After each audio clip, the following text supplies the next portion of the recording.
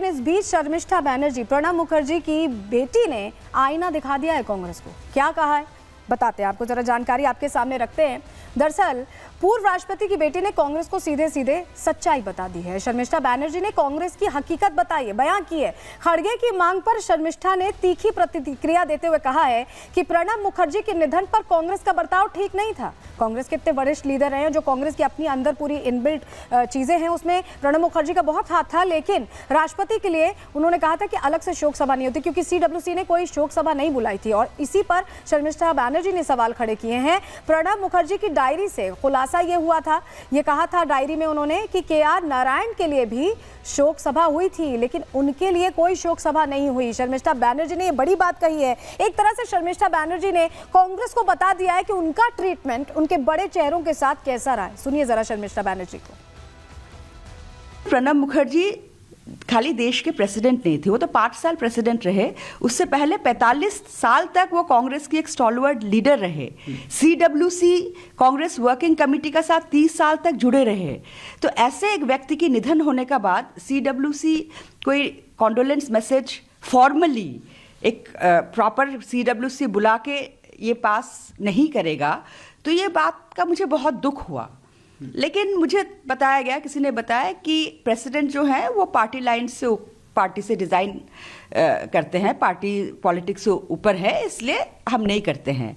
लेकिन ये बात सरासर गलत है, क्योंकि बाबा की देहांत का बाद जब मैं अपने किताब के लिए उनकी डायरीज मैं पढ़ रही थी, तब मुझे पता चला कि जब KR Narayanan, president KR Narayanan की डेथ हो गई, तो कॉन्डोलेंस CWC से कॉन्डोलेंस मीटिंग बुलाया गया था CWC का, और उसमें कॉन्डोलेंस मैसेज पास किया गया, जिसका ड्राफ्ट मेरा फादर ने ही किया। तो देखिए, बड़ा खुलासा शर्मिष्ठा बैनर्जी ने किया है। लेकिन अब आपको बताते हैं कि शर्मिष्ठा बैनर्जी जो कह रही हैं वो कैसे सच हो सकता है, क्योंकि 3 और प्रधानमंत्री थे हमारे ही देश के, जिनका दिल्ली में यहाँ उनकी अंतिम संस्कार या अंतिम विदाई की व्यवस्था तक नहीं की गई थी, और उस समय कांग्रेस की ही सरकार थी। और ऐसे में कांग्रेस अब सम्मान को लेकर सवाल पूछ रही है। लेकिन उसने अपने कार्यकाल में क्या किया था, रिपोर्ट के जरिए आपको बता रहे हैं।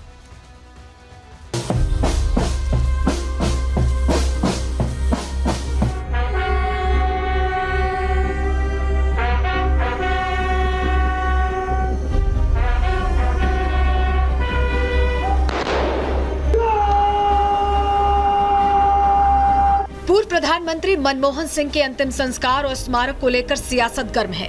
कांग्रेस ने अंतिम संस्कार से पहले ही राजनीति शुरू कर दी है।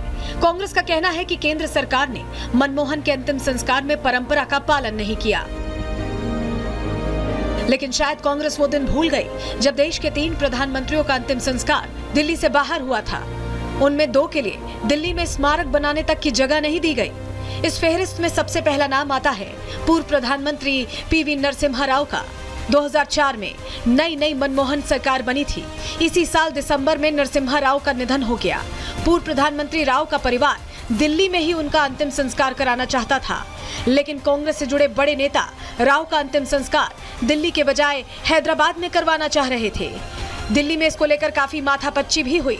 प्रधानमंत्री मनमोहन सिंह राजी थे, लेकिन आला कमान के आगे उनकी एक न चली।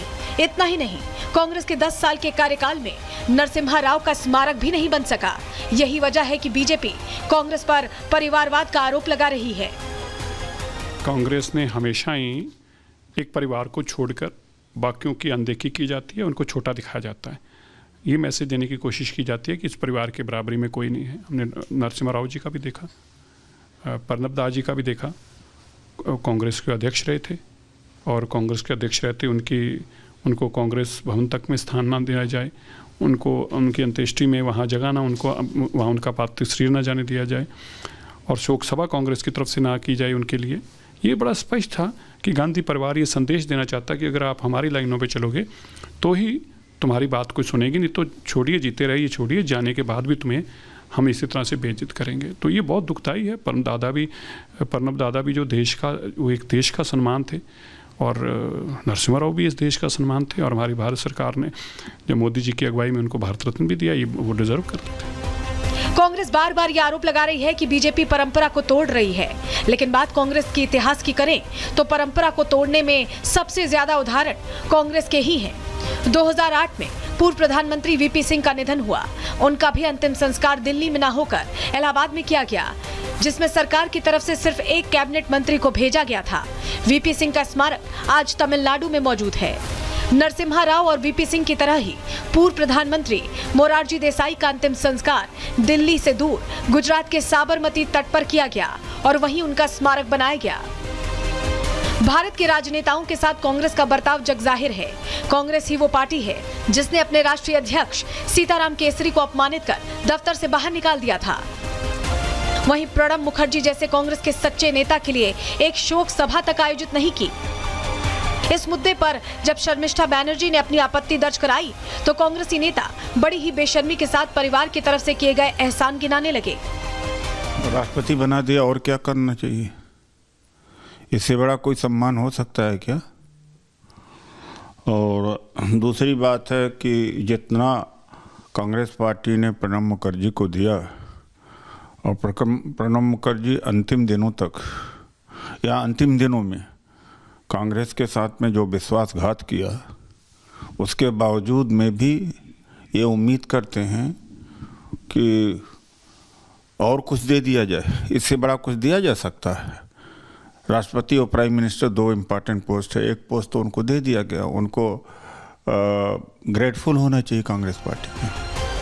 कांग्रेस का असली चेहरा यही है। बीजेपी बार बार आरोप लगाती है कि परिवार जिसे पसंद करता है उसे ही पद मिलता है, जो परिवार के खिलाफ जाता है उसके स्मारक तक नहीं बनते।